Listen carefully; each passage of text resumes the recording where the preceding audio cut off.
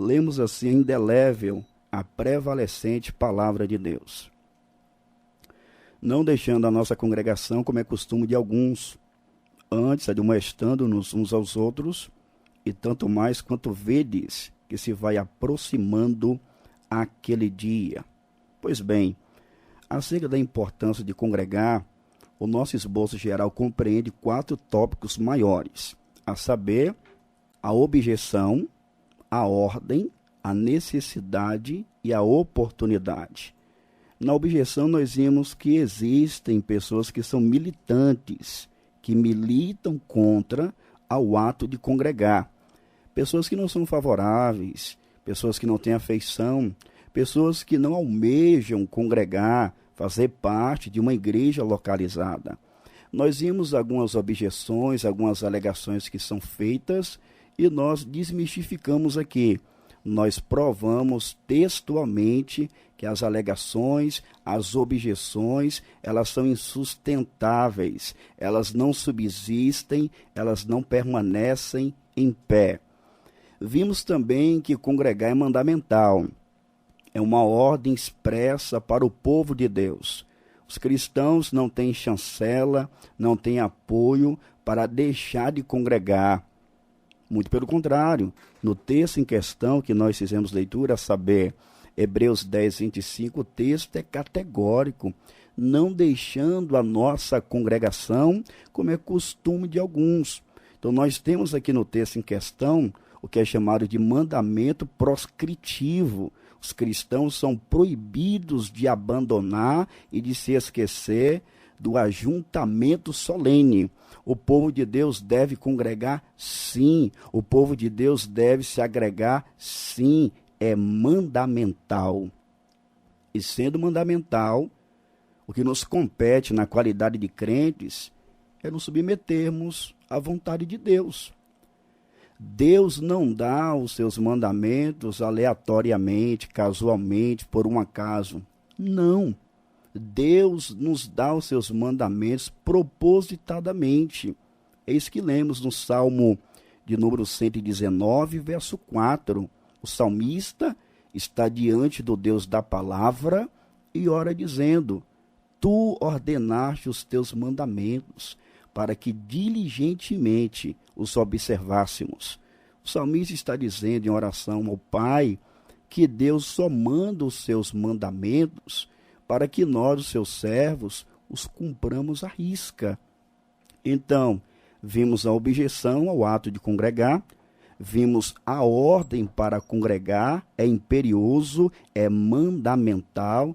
Só aprofundando esse tópico aqui, você precisa se conscientizar que você deve obedecer à vontade de Deus. Se você, meu irmão, está me ouvindo agora e tem sonegado as reuniões congregacionais, você precisa entender que você está em desobediência declarada. Não é uma desobediência que você não tem informação, que você não sabe, não. É uma desobediência declarada. Você não quer obedecer, mas, uma vez que você é crente em Jesus, se de fato for, você deve, em amor, obedecer à vontade de Deus, que é: o seu povo deve congregar.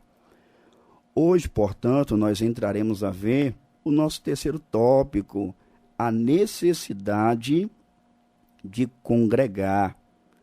Então, já vimos que congregar é mandamental. Mas o ponto é, há necessidade mesmo de congregar? Porque nós, crentes que somos em Jesus e nas suas Escrituras, devemos congregar. É isso que entraremos a ver a partir de agora. Então, a priori, por que é preciso congregar? Em primeiro lugar, porque os cristãos precisam ser pastoreados. Isso mesmo. O crente deve congregar porque ele necessita desesperadamente, eu diria, ser pastoreado.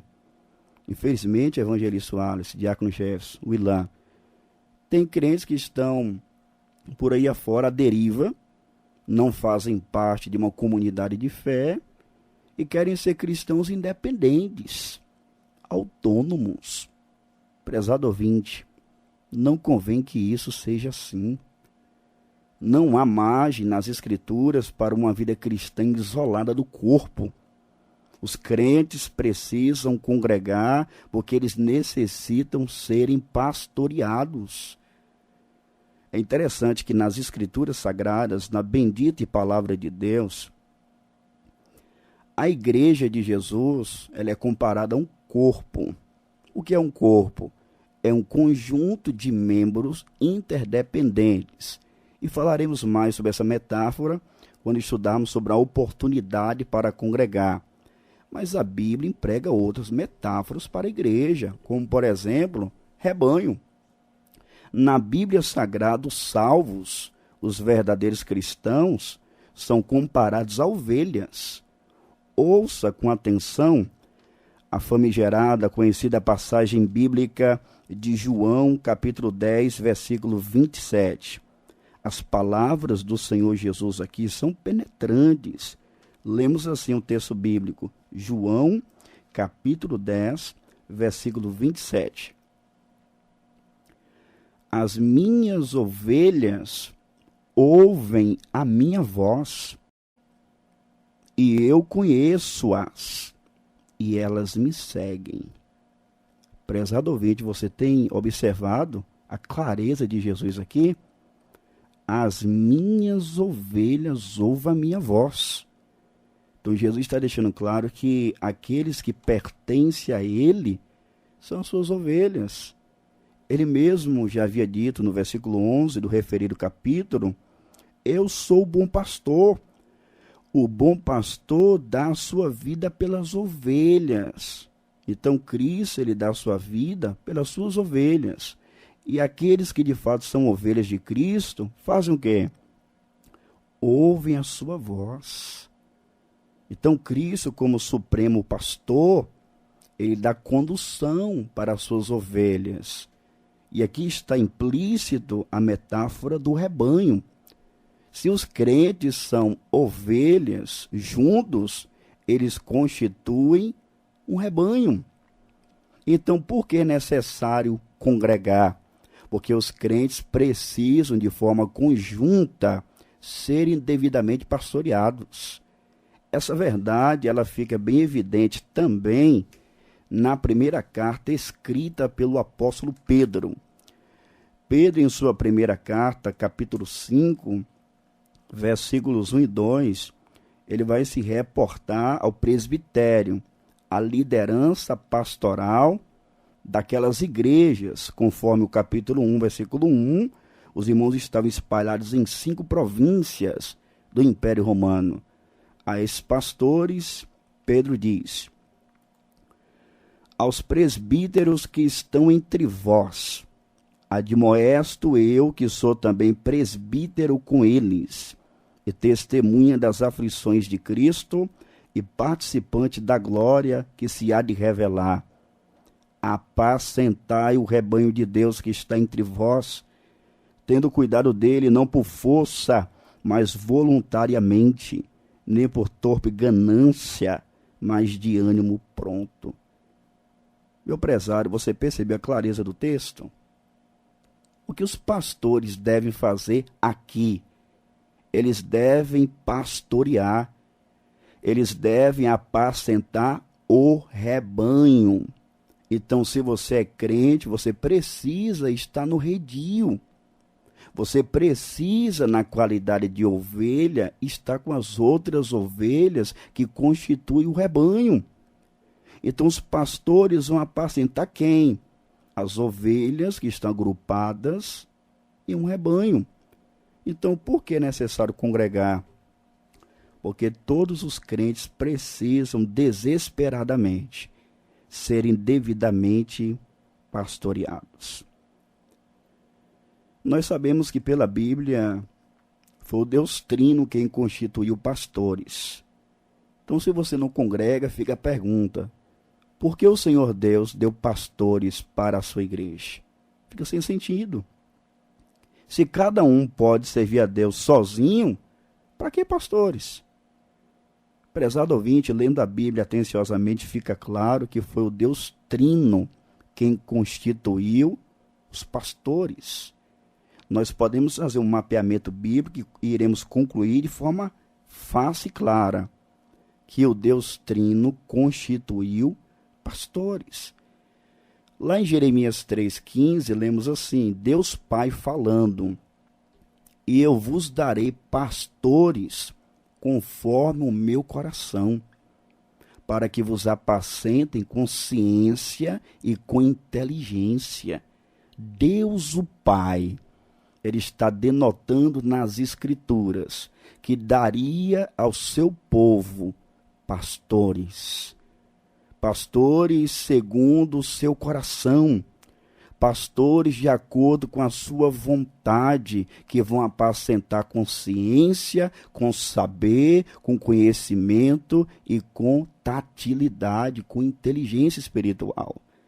Então nós percebemos a pessoa do Pai emitindo uma promessa: eu vos darei pastores segundo o meu coração. Mas não para por aí não. Nas Escrituras, Deus Filho, o Senhor Jesus, ele deu pastores à sua igreja. Paulo está falando sobre o Cristo exaltado, que levou cativo o cativeiro e deu dons aos homens. Ele prossegue dizendo que Cristo também, ele deu homens dons à igreja. Isso mesmo.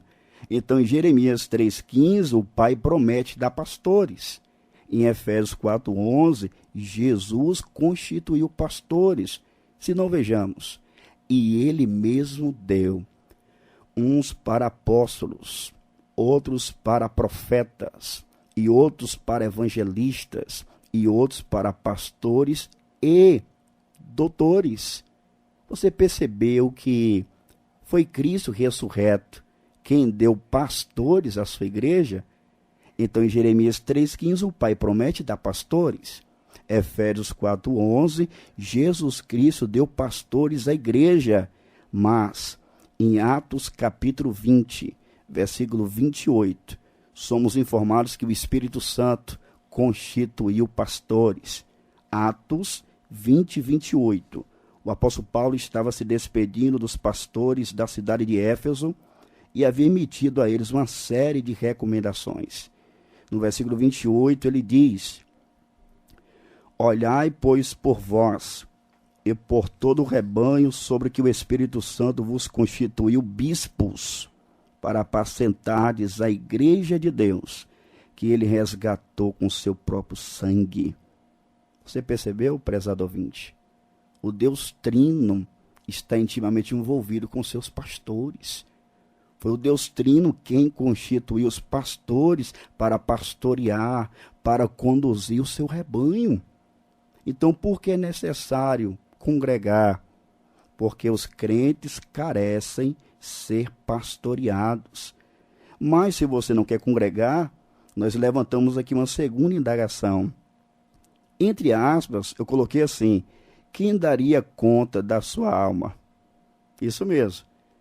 Se você quer ser um cristão individualista, autônomo, independente, quem vai dar conta a Deus da sua alma?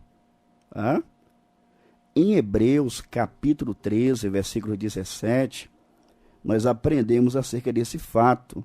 Os pastores são aqueles que hão de dar contas das ovelhas de Jesus. Ouça aí Hebreus capítulo 13, versículo 17. Obedecei a vossos pastores e sujeitai-vos a eles. Por quê? Porque velam por vossa alma, como aqueles que hão de dar conta delas, para que o façam com alegria e não gemendo, porque isso não vos seria útil. O ponto que eu quero chamar sua atenção está aqui nessa parte. Como aqueles que hão de dar conta delas. Então, o pastor que se preza, ele vai apacentar o rebanho com desvelo, com cuidado, com capricho. Ele não vai pastorear de qualquer maneira, não, mas com zelo. Como vimos em 1 Pedro 5,2, apacentai o rebanho de Deus que está entre vós, tendo cuidado dele. Mas as ovelhas Perceba que devem ser obedientes, submissos, porque os pastores vigiam por vossa alma, como aqueles que hão de dar conta delas. Então o pastor ou os pastores darão contas das ovelhas perante o Senhor. Em que sentido, pastor Arlá? Daquilo que ele ensinou, ou deixou de ensinar o rebanho. Se ele também deixou de dar um exemplo bíblico, vai ser requerido dele. É nesse sentido que os pastores darão conta das ovelhas. O que os pastores têm ensinado para o rebanho? Têm ensinado o caminho da salvação, o caminho que agrada a Deus? Pois é, os pastores prestarão contas das ovelhas ao Senhor Jesus. Mas se você não tem nenhum pastor, fica como agora, hein? Quem vai prestar contas da sua alma perante o Senhor? Você está sozinho, meu filho. Você está desnorteado. Você tem tentado ser mais sábio do que Deus. E como Paulo vai dizer em Romanos 1:22, fazendo-se sábios, tornam-se loucos. Isso é loucura, prezado irmão. Você, como eu, nós precisamos congregar sim. Nós precisamos ser devidamente pastoreados. Eu, como pastor, quando o meu irmão pastor está pregando, ele está me pastoreando. Até mesmo os obreiros da casa de Deus, quando assumem o púlpito e abrem a Bíblia e a autoridade ao texto, eu também sou pastoreado naquele momento pelas Escrituras. Então, por que devemos congregar? Porque precisamos ser pastoreados. Mas, em segundo lugar, que está intimamente ligado a esse primeiro ponto, por que devemos congregar? Porque os cristãos precisam ser treinados e edificados. Anote bem isso. Por que devemos congregar? Porque os cristãos precisam ser treinados e edificados. Para pensarmos sobre isso, eu quero que você abra sua Bíblia, se você pode fazer, em Efésios 4, versículos 11 e 12 inicialmente. É possível que eu nem termine esse tópico hoje, mas, permitindo o Senhor, iremos finalizar amanhã para a glória do Senhor.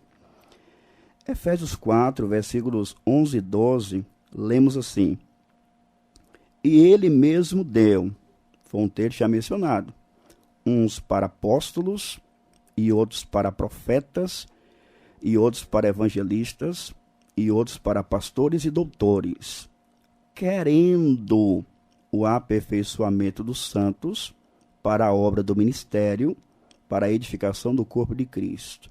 Veja bem, no versículo 11 nós temos aí o quê? Cristo concedendo homens dons para a igreja. E nós temos aqui expresso 3 ministérios. Temos o ministério de fundação, que compreende os apóstolos e profetas. Temos o ministério de proclamação, que compreende os evangelistas. E temos o ministério de edificação, que compreende os pastores e doutores.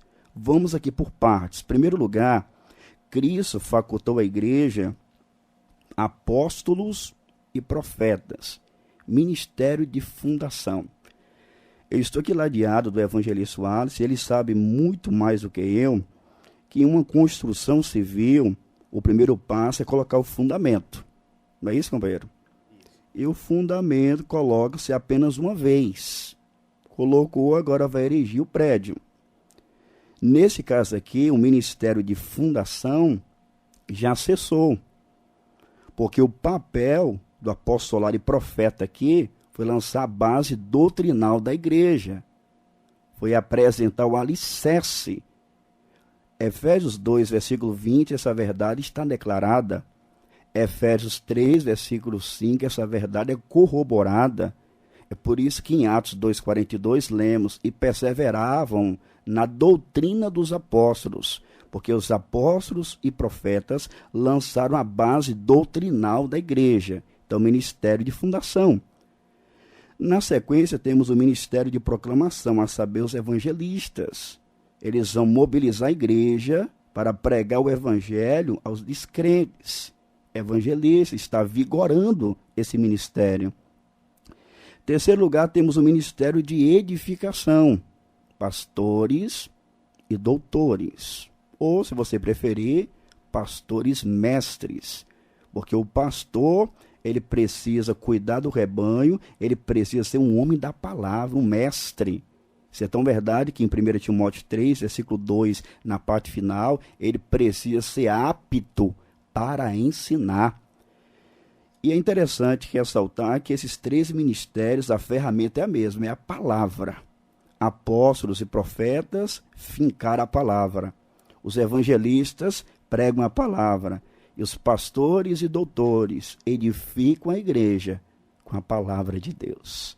Mas a pergunta a ser feita e também respondida é: por que Jesus deu pastores e mestres para a igreja? A resposta está no versículo 12. Querendo. Percebeu aí? Cristo não deu esses homens por um acaso.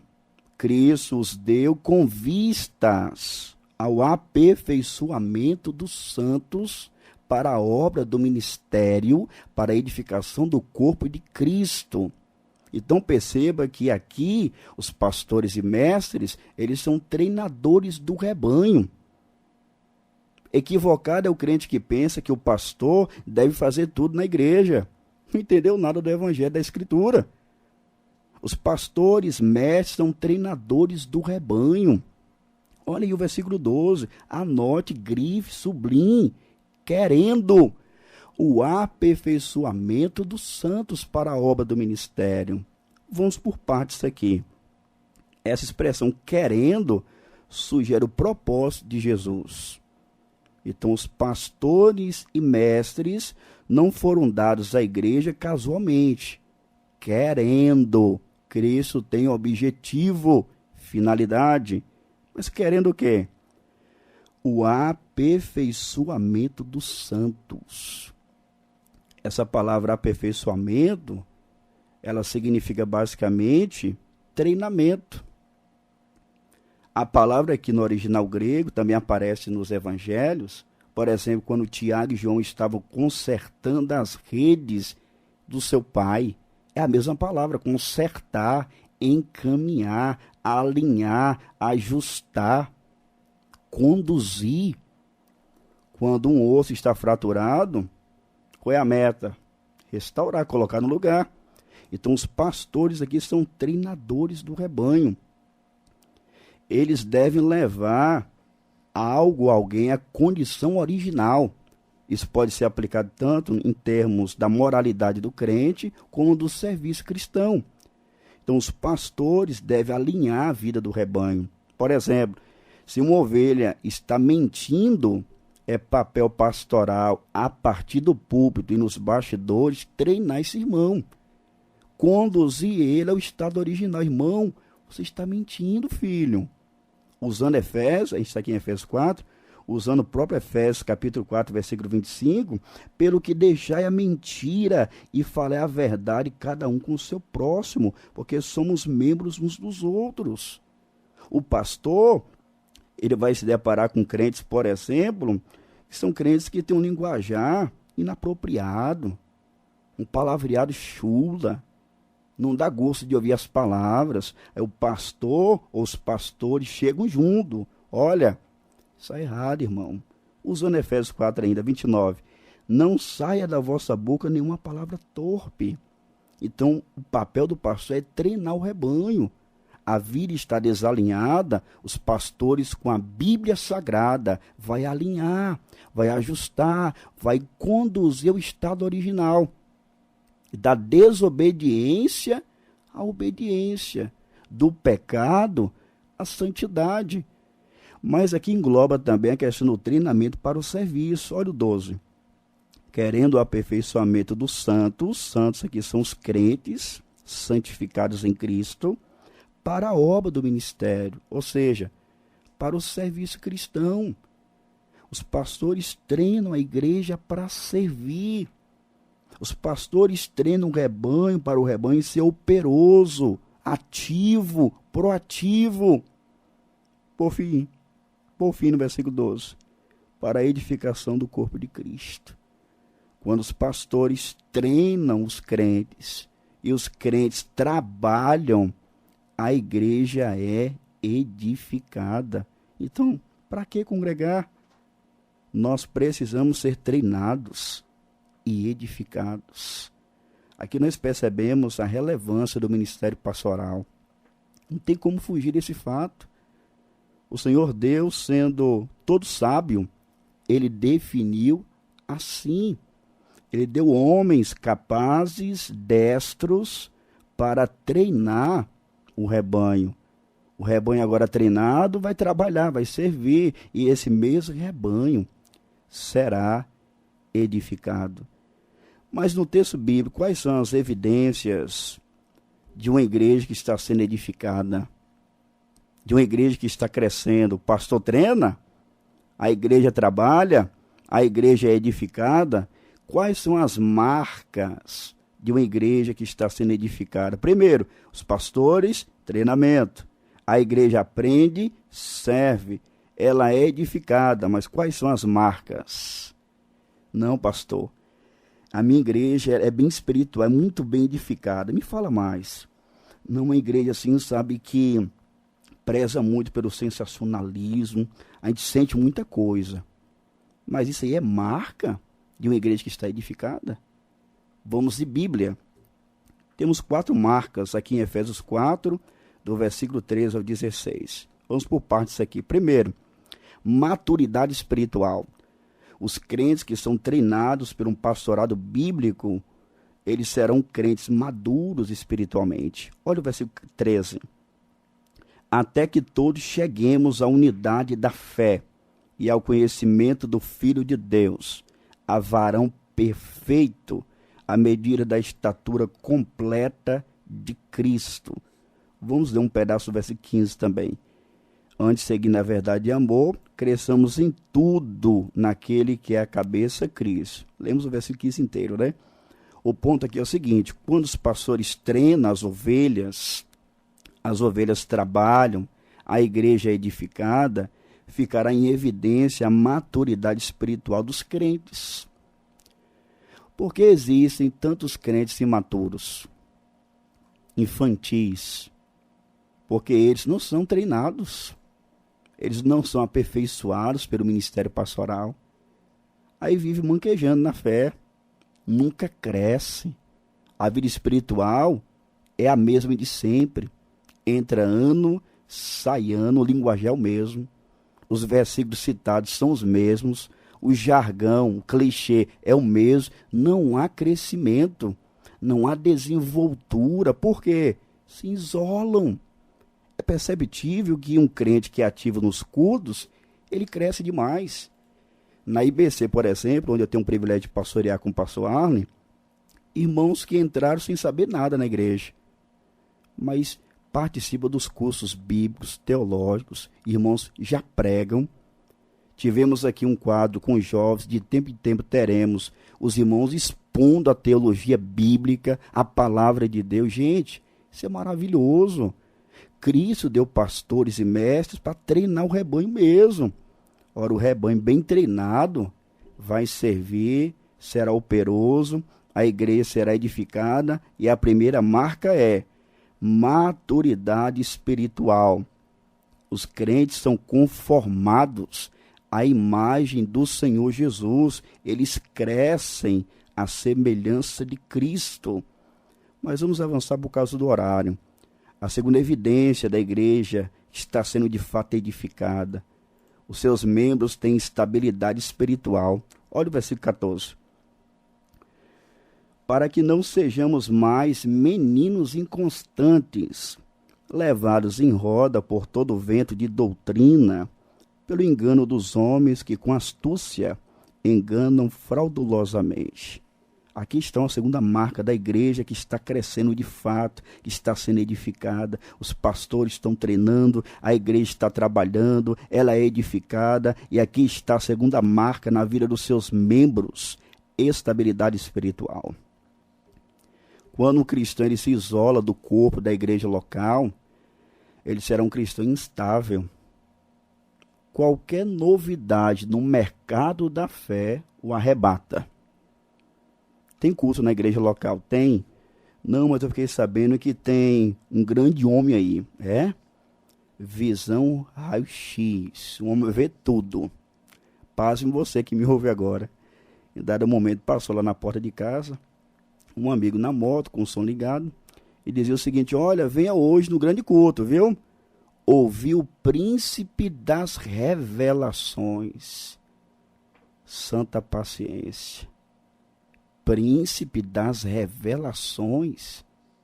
Prezado ouvinte, uma pessoa que se diz ser cristã e segue essas pessoas, é o que Paulo está dizendo aqui, para que não sejamos mais meninos inconstantes, levados em roda por todo o vento de doutrina, tudo que aparece, tudo que é modismo, inovação, arrebata essas pessoas. Elas não têm firmeza espiritual e doutrinal. Mas, se o crente congrega, se ele é treinado, além de ter maturidade espiritual, além de crescer à semelhança de Cristo, ele tem firmeza na fé. Ninguém engana ele, não. O texto menciona no versículo 14, pelo engano dos homens que com astúcia enganam fraudulosamente. As pessoas podem dizer: olha, eu sou profeta, eu sou apóstolo. Aí eu me lembro da carta de Jesus endereçada à igreja que estava em Éfeso. Apocalipse capítulo 2, do 1 ao 7. Leia essa carta depois. Os irmãos, apesar de serem repreendidos pelo Senhor Jesus, porque o amor havia se esvaído, mas era uma igreja ortodoxa, bíblica. As pessoas se apresentavam dizendo: eu sou apóstolo. Os irmãos diziam: você é o quê? E provava eles, e constatava que eles eram mentirosos. Então, irmãos que eram bereanos, irmãos que confrontavam, provavam e concluíam: vocês não são, não, vocês são mentirosos. Por quê? Porque os irmãos tinham estabilidade doutrinal e espiritual. Mas no versículo 15 temos uma terceira marca da igreja, onde seus membros estão sendo edificados. Antes, seguindo a verdade e amor, cresçamos em tudo naquele que é o cabeça, Cristo. Seguir a verdade e amor. Se a pessoa segue só a verdade, ela tende a ser legalista. Se ela segue só o amor, ela tende a ser fanática. Então é necessário os dois juntos, seguindo a verdade em amor. O Orwisby, de saudosa memória, chegou a dizer que a verdade sem amor é brutalidade, mas o amor sem verdade é hipocrisia. É os dois juntos. Antes, seguindo a verdade em amor. Por fim, no versículo 16, temos a quarta marca dos crentes que estão sendo edificados: cooperação espiritual, do qual todo o corpo, bem ajustado e ligado pelo auxílio de todas as juntas, segundo a justa operação de cada parte, faz o aumento do corpo para a sua edificação em amor. Nós iremos trabalhar isso quando falarmos sobre a oportunidade de congregar. Então, por aqui você já percebeu, prezado ouvinte, que temos razões de sobra para congregarmos. É vital, é essencial. Nós temos uma necessidade premente, urgente de congregar, de estarmos no meio do povo de Deus, servindo a Deus, cantando para Deus, glorificando a Deus.